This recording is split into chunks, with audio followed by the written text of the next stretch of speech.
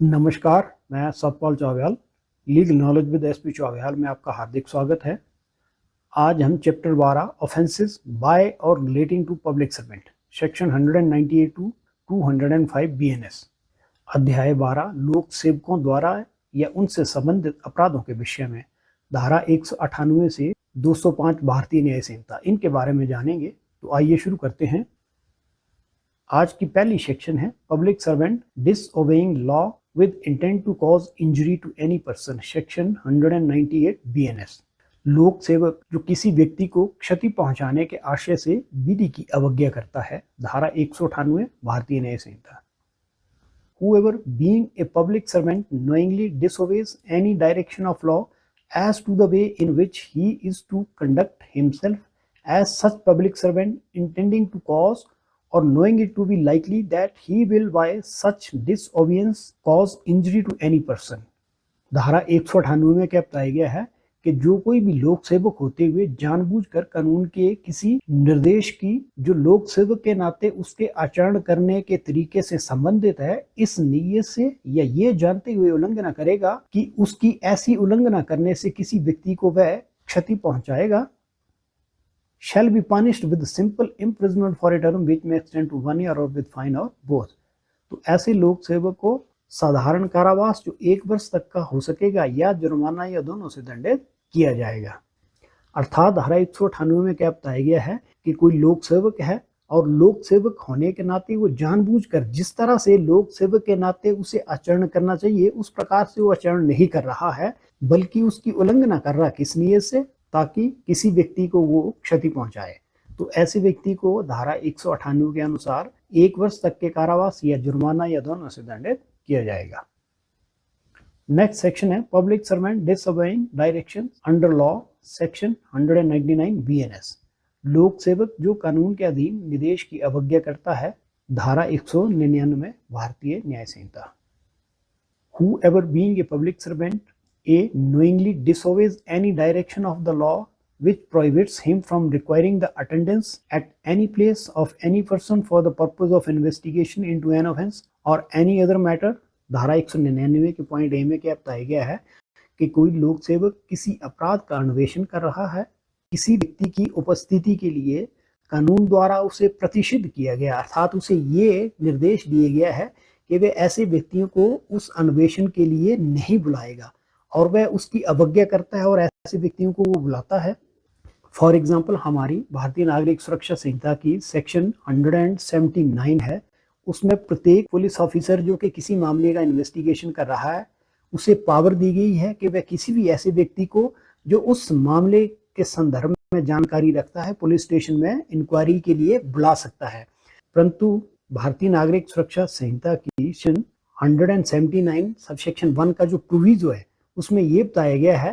कि कोई भी पुलिस ऑफिसर किसी ऐसे मेल को जो 15 साल से कम आयु का हो या 65 साल से अधिक आयु का हो या किसी महिला को या कोई फिजिकली या मेंटली डिसेबल्ड व्यक्ति है या कोई गंभीर रूप से बीमार व्यक्ति है, उसको इन्वेस्टिगेशन के या किसी इंक्वायरी के संदर्भ में पुलिस स्टेशन में नहीं बुला सकता है। तो इस पॉइंट ए का यही अर्थ है कि अगर वह ऐसे आदेश की अवज्ञा करता है और फिर ऐसे व्यक्ति को जो 15 साल से कम आयु का है या 65 साल से ज़्यादा आयु का है या कोई महिला है या कोई फिजिकली या मेंटली डिसेबल्ड है या फिर गंभीर रूप से जो बीमार है, ऐसे व्यक्ति को पुलिस स्टेशन में बुलाता है। Be knowingly disobeys to the prejudice of any person any other direction of the law regulating the manner in which he conduct such investigation। तो ये दूसरा पॉइंट है, इसमें क्या बताया गया है कि किसी ऐसी रीति को जिसमें वह ऐसा अन्वेषण करेगा नियमित करने वाली विधि के किसी अन्य निर्देश की किसी व्यक्ति पर प्रतिकूल प्रभाव डालने के लिए जानबूझकर अवज्ञा करेगा।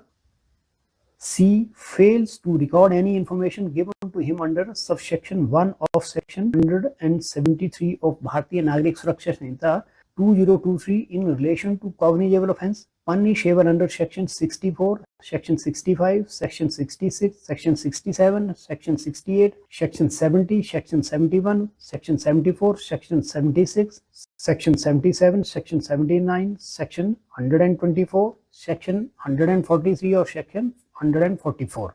पॉइंट सी में क्या बताया गया है कि उसे धारा 64, 65, 66, 67, 68, 70 71, 74, 76, 77, 79, धारा 124, 143 या 144 भारतीय न्याय संहिता के तहत घटित संज्ञेय अपराध के संदर्भ में सूचना मिलती है, परंतु वह भारतीय नागरिक सुरक्षा संहिता की धारा 173 की उपधारा 1 के तहत उस सूचना को पंजीकृत नहीं करता है। अर्थात ये जो सेक्शंस है 64 से लेकर 70 तक जो ये रेप से संबंधित है, और धारा 71 से लेकर 79 तक ये महिला से छेड़छाड़ से संबंधित है, और ये जो धारा 124 है ये एसिड अटैक से संबंधित है, जबकि धारा 143 और 144 जो है ये ट्रैफिकिंग से संबंधित है। अगर इन धाराओं के तहत कोई अपराध घटित होता है, ऑफिसर के पास जो इस अपराध की पीड़ित है वो एफआईआर रजिस्टर्ड कराने के लिए आते हैं, परंतु पुलिस ऑफिसर एफआईआर रजिस्टर्ड करने से मना करता है। यानी कि धारा 173 की सबसेक्शन 1 भारतीय नागरिक सुरक्षा संहिता के तहत एफआईआर रजिस्टर्ड नहीं करता है। Shall be punished with rigorous imprisonment for a term which shall not be less than 6 months but which may extend to 2 years and shall also be liable to fine। तो ऐसे व्यक्ति को कठोर कारावास जो 6 माह से कम नहीं होगा किंतु 2 वर्ष तक का हो सकता है और जुर्माने से भी दंडित किया जाएगा। नेक्स्ट सेक्शन है punishment for non treatment of victim, section 200 BNS, पीड़ित का उपचार न करने के लिए दंड, धारा 200 भारतीय न्याय संहिता। Whoever being in charge of a hospital, public or private, whether run by a central government, state government, local bodies or any other person contravenes the provisions of section 3 of भारतीय नागरिक सुरक्षा संहिता 2023।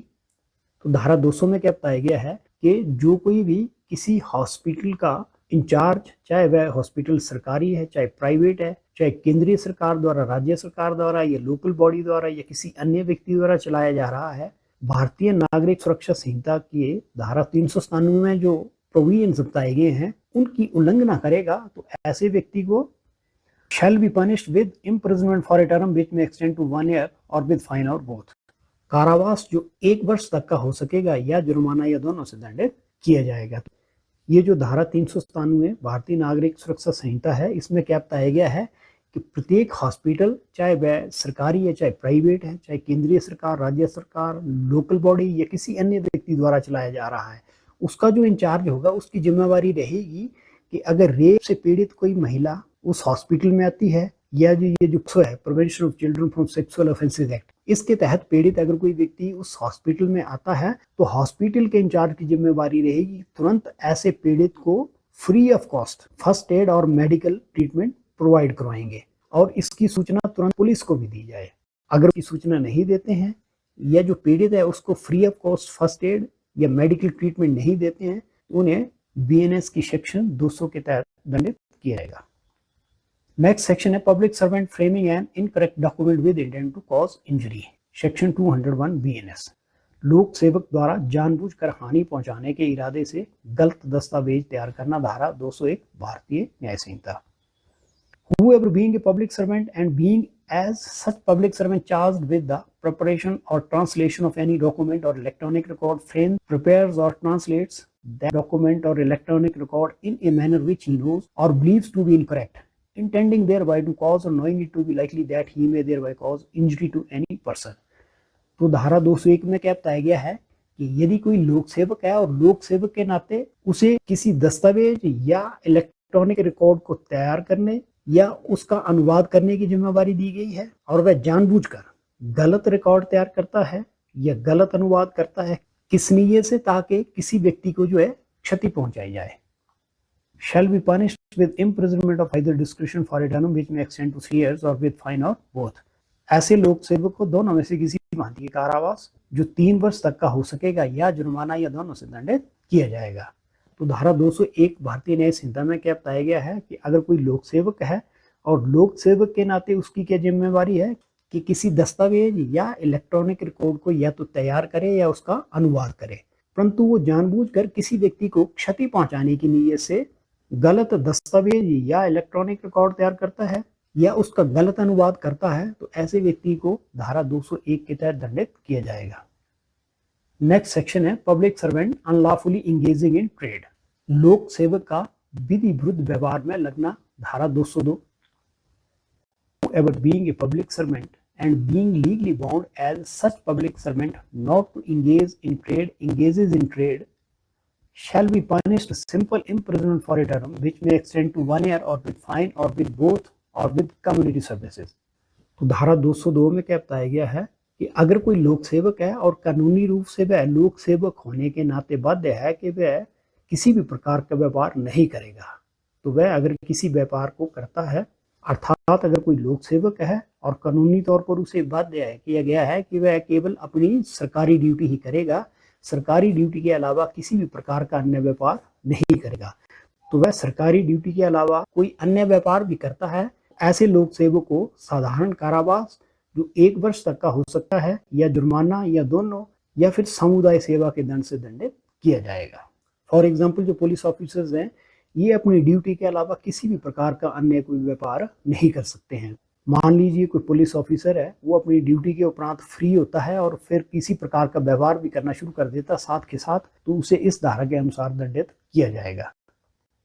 पब्लिक सर्वेंट अनलॉफुली बाइंग और bidding for property, section 203 BNS।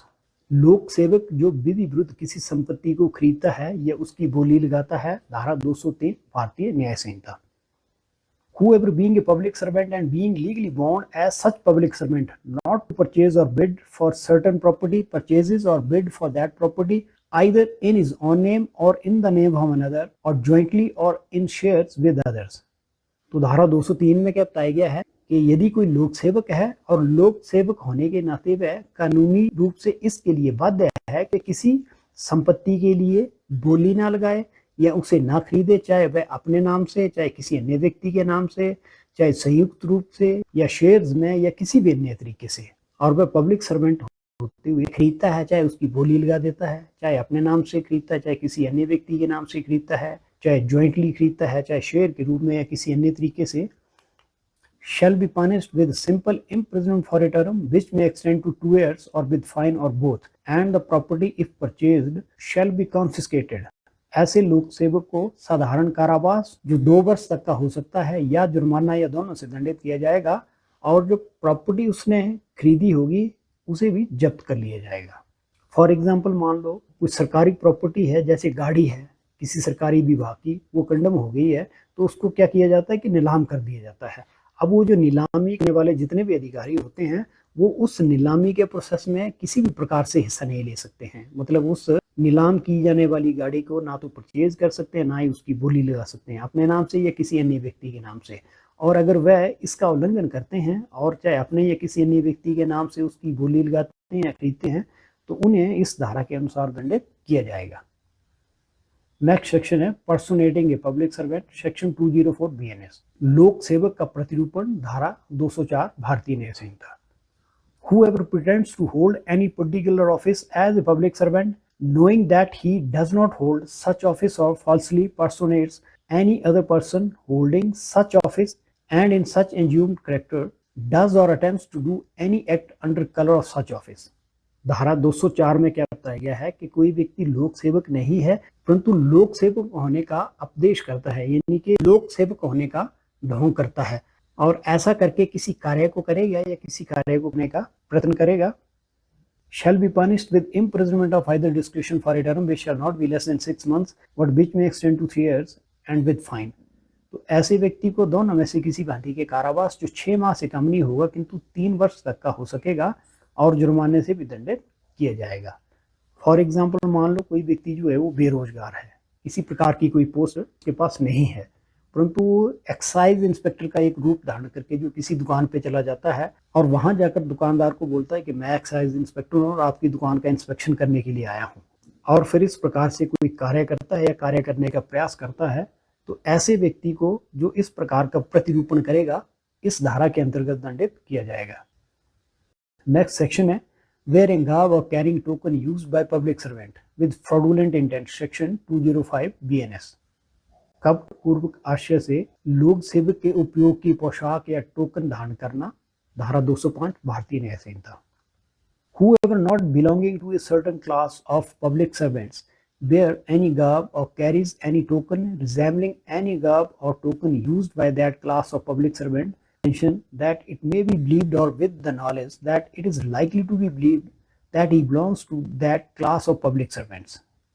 धारा 205 में क्या बताया गया है कि जो कोई भी किसी लोक सेवक के वर्ग का ना होते हुए भी उस लोक सेवक द्वारा पहनी जाने वाली पोशाक या टोकन को धारण करेगा, किस नियत से, ताकि लोग ये समझे कि वह ऐसे लोक सेवक के वर्ग का व्यक्ति है। Shall be punished with imprisonment of either discretion for a term which may extend 3 months or with fine which may extend to 5,000 rupees or with both। ऐसे व्यक्ति को दोनों में से किसी भांति के कारावास जो 3 माह तक का हो सकेगा या जुर्माना जो 5,000 रुपये तक का हो सकेगा या दोनों से दंडित किया जाएगा। फॉर एग्जाम्पल, मान लो कोई व्यक्ति जो है वो पुलिस ऑफिसर नहीं है, लेकिन पुलिस ऑफिसर की वर्दी पहन लेता है ताकि लोग ये समझें कि वह व्यक्ति जो है एक पुलिस ऑफिसर है, तो ऐसे व्यक्ति को धारा 205 भारतीय न्याय संहिता के तहत दंडित किया जाएगा। आज के लिए इतना ही। अगर ये मेरा लेक्चर आपको अच्छा लगा हो तो प्लीज़ इसे लाइक और शेयर कर दें और मेरे चैनल को सब्सक्राइब कर दें। और अगर आपका कोई प्रश्न हो तो उसे भी आप मुझे भेज सकते हैं, मैं यथाशीघ्र उसका उत्तर देने का प्रयास करूँगा। धन्यवाद।